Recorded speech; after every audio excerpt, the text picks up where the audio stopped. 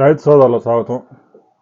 రైతులు కొన్ని దశాబ్దాల కాలంగా సాంప్రదాయ పంటలు కాటన్, పత్తి, మిర్చి, వరి, ధాన్యం ఈ పంటలు ఎక్కువగా సాగు చేస్తూ ఉన్నారు. ప్రజల ఆహారపు అలవాట్లలో కూడా చాలా మార్పులు వస్తూ ఉన్నాయి. ముఖ్యంగా ఈ మధ్యకాలంలో ఫ్రూట్స్ వినియోగం బాగా పెరిగింది. కూరగాయల్లో కూడా రకరకాల కూరగాయలు, కొత్త కూరగాయలు అంటే ప్రస్తుతానికి కొత్తగా కనిపెట్టినవి కాదు, బాగా ప్రోటీన్స్ రిచ్గా ఉన్నటువంటి వైటమిన్స్ ఇవన్నీ రిచ్గా ఉన్న కూరగాయలు ప్రజలు కొనుగోలు చేస్తున్నారు. ఈ మధ్యకాలంలో క్యాప్సికమ్ బాగా ప్రాచుర్యంలోకి వచ్చింది. ఏడాది పొడవునా కాన్స్టెంట్గా రైతుకు కేజీకి కనీసం 50 రూపాయల నుంచి 100 రూపాయలు ధర దక్కే పంట. మార్కెట్లో క్వాలిటీని బట్టి కేజీ 70 నుంచి 150 రూపాయల దాకా నడుస్తూ ఉంటుంది, డిపెండ్ ఆన్ క్వాలిటీ. నగరాన్ని బట్టి కూడా ధరలు మారుతూ ఉంటాయి. బెంగళూరు, ఢిల్లీ లాంటి నగరాలు అయితే కేజీ 200 రూపాయలు కూడా ధర దక్కుతూ ఉంటుంది. ఇక ఈ బెల్ పెప్పర్ సాగు చేయడానికి రైతులు దీనికి పెద్ద సాంకేతిక పరిజ్ఞానం కూడా అవసరం లేదు. కొంతమంది ఓపెన్ స్పేస్లోనే సాగు చేస్తూ ఉన్నారు, కొంతమంది పాలీహౌస్లో సాగు చేస్తున్నారు. పాలీహౌస్ల వాతావరణం దీనికి అనుకూలం. ఎందుకంటే 2 తెలుగు రాష్ట్రాల్లో వేసవికాలంలో టెంపరేచర్స్ 45 నుంచి 48 డిగ్రీలకి టచ్ అవుతూ ఉంటాయి కాబట్టి ఆ సమయంలో మస్ట్గా పాలీహౌస్ ఉండాలి.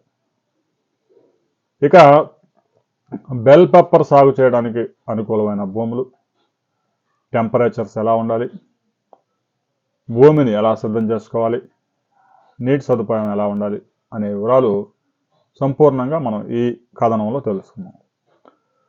బెల్ పెప్పర్ కల్టివేషన్కి నీరు నిలవని సారవంతమైన భూములు, వర్షం పడ్డప్పుడు ఫ్లడ్ వాటర్ నిలవకుండా ఉండాలి. వర్షం పడగానే నీరు వెళ్ళిపోతే చాలు. నల్లరేగడి నేలైనా ఎర్ర నేలైనా అనుకూలమే. సారవంతమైన నేల అంటే చవిటి నేల పనికిరాదు. ఇక టెంపరేచర్స్ విషయానికి వస్తే మోడరేట్ టెంపరేచర్స్ 25 నుంచి 30 డిగ్రీల టెంపరేచర్స్ ఈ పంట సాగుకి అనుకూలం. కొన్ని సమయాల్లో 35 డిగ్రీస్కి వెళ్ళినా రోజు మొత్తం మీద 2-3 గంటలు 15 డిగ్రీలకు తగ్గినా ఇబ్బంది ఉండదు. మోడరేట్గా 25 నుంచి 30 డిగ్రీల టెంపరేచర్స్లో మంచి క్వాలిటీ పంట చేతికి వస్తుంది. ఇక 6 నుంచి 8 వారాల వరకు అంటే దాదాపుగా ఒక 2 నెలల వరకు ఈ యొక్క seeds indoor 6 to 8 weeks before the last frost నారు పెంచుకొని నాటుకోవచ్చు. విత్తనాలు నేరుగాను నాటుకోవచ్చు. లేదంటే హైరైజ్ బెడ్స్ తీసుకొని పాలీహౌస్లో సాగు చేసుకునే వారికి మంచి దిగుబడి వస్తుంది. దానికి డ్రిప్ ఇరిగేషన్ కూడా ఇస్తే ఇంకా దిగుబడులు క్వాలిటీగా ఉంటాయి. అయితే సాయిల్ క్లైమేట్ గురించి మనం పరిశీలించినప్పుడు వెల్ డ్రైన్డ్, మనం ఇప్పటికే చెప్పుకున్నట్టు వర్షపు నీరు నిలవకూడదు, వర్షపు నీరు చుక్క కూడా నిలవకూడదు. అందుకే హైరైజ్ బెడ్స్ తయారు చేసుకొని పక్కనే కాలువలాగా తయారు చేసుకుంటూ ఉంటారు. ఇక సారవంతమైన మట్టితో బెడ్స్ తయారు చేసుకోవాలి. దానికి డ్రిప్ ఇరిగేషన్ సదుపాయం ఉంటే మరీ మంచిది. పిహెచ్ వాల్యూస్ మాత్రం 6 to 7 ఉండాలి. అందుకే సారవంతమైన భూమి అని చెప్పింది. చవిటి భూములు పనికిరావు, సారం తక్కువగా ఉండే ఇసుక నేలలు పనికిరావు. సారవంతమైన భూమి, నీటిపారుదల సదుపాయం బాగా ఉండాలి, వర్షం పడితే నీరు నిలవకూడదు. ఇక టెంపరేచర్స్ 25 నుంచి 30, కొన్ని సమయాల్లో 18 నుంచి 35, పాలీహౌస్ అయితే 45 వరకు టెంపరేచర్స్ ఈ బెల్ పెప్పర్ మనం సాగు చేసుకోవచ్చు. ఇక ఈ యొక్క కల్టివేషన్లో ఎకరాకి 4 నుంచి 5 టన్నుల దిగుబడి వచ్చే అవకాశం ఉంది. ముఖ్యంగా మెట్రో నగరాలకు దగ్గరగా ఉన్న రైతులకి ఈ పంట సాగు చాలా అనుకూలం. ఇటీవల కాలంలో టైర్ 2 సిటీస్లో, మున్సిపాలిటీల్లో కూడా దీని వినియోగం బాగా పెరిగింది. 60 రూపాయలు 70 రూపాయలు అయినా కూడా, కేజీ 100 రూపాయలు అయినా కూడా జనం చాలామంది కొనుగోలు చేసే సామర్థ్యం వచ్చింది.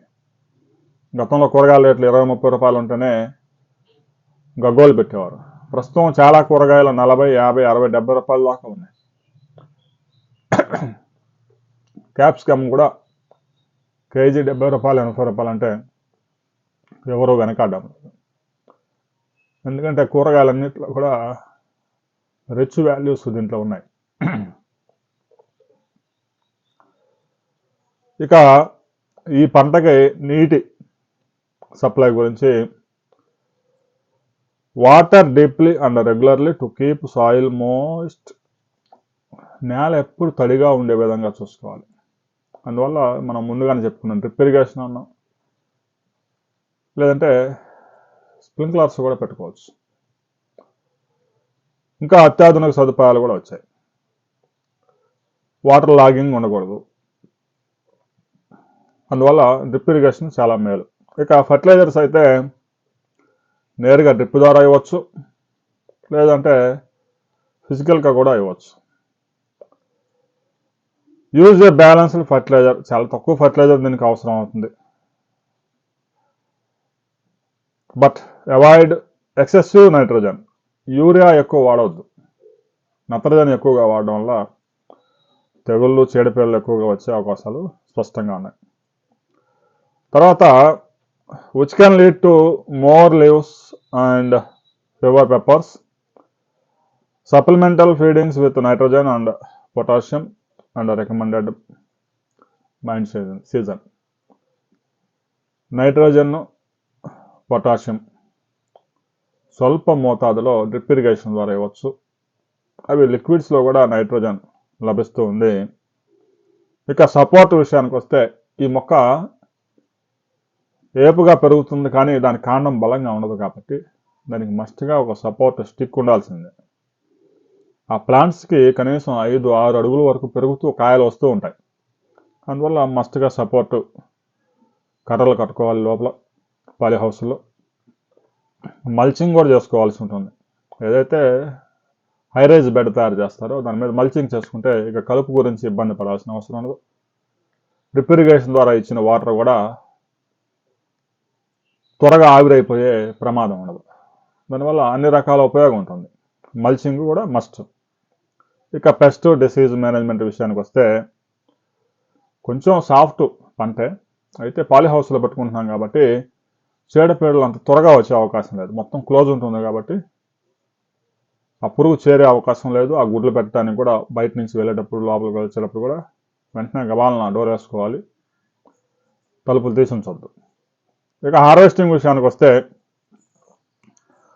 66 రోజుల్లోనే పంట చేతికి వస్తుంది. ఆ తర్వాత 90 డేస్ వరకు ఆ పంట దిగుబడి వస్తూనే ఉంటుంది. ఒక్క ప్లాంట్కి 4 కేజీల పెప్పర్ వస్తుంది. ఒక్కొక్క మొక్కకి 3-4 కేజీలు కనీసం పంట దిగుబడి వస్తుంది. దాదాపుగా 1 ఎకరాకి 10,000 మొక్కలు నాటుకోవచ్చు. 1 ఎకరాలో పాలీ హౌస్ వేయాలంటే చాలా ఖర్చు అవుతుంది కాబట్టి ఒక అర ఎకరానికి తీసుకున్నా కూడా 5,000 మొక్కలు నాటుకోవచ్చు. 5,000 × 4 కేజీలు వేసుకున్నా కూడా 20,000 కేజీలు అంటే 20 టన్నుల దాకా పాలీ హౌస్లో దిగుబడి. ఓపెన్గా వేసేవాళ్ళు కూడా ఉన్నారు కానీ అంత క్వాలిటీ రాదు, దానికి అంత ధర వచ్చే అవకాశం లేదు మార్కెట్లో. మంచి హైయెస్ట్ ధర రావాలంటే పాలీ హౌస్లు తప్పనిసరిగా వేసుకోవాలి. ఈ పెప్పర్లో కూడా అనేక కలర్స్ ఉన్నాయి. ఎల్లో కలర్స్ ఉన్నాయి, రెడ్ కలర్స్ ఉన్నాయి, గ్రీన్ కలర్స్ ఉన్నాయి, రకరకాల కలర్స్ ఉన్నాయి కాబట్టి ఆ కలర్స్ దాంట్లో ఆ రిచ్ ప్రోటీన్స్ అవన్నీ కూడా ఎక్కువగా ఉంటాయి. వాటికి మంచి డిమాండ్ ఉంది. కేజీ 150 నుంచి 200 రూపాయలు కూడా ధర దక్కే అవకాశం ఉంది. కనీసంగా 60 నుంచి 70 రూపాయల ధర లభిస్తూ ఉంది. మీరు కనుక ఇప్పటికే క్యాప్సికమ్ సాగు చేసి ఉంటే దాని రిజల్ట్ ఎలా ఉన్నాయి అనే దానికి సంబంధించి కామెంట్ చేయండి.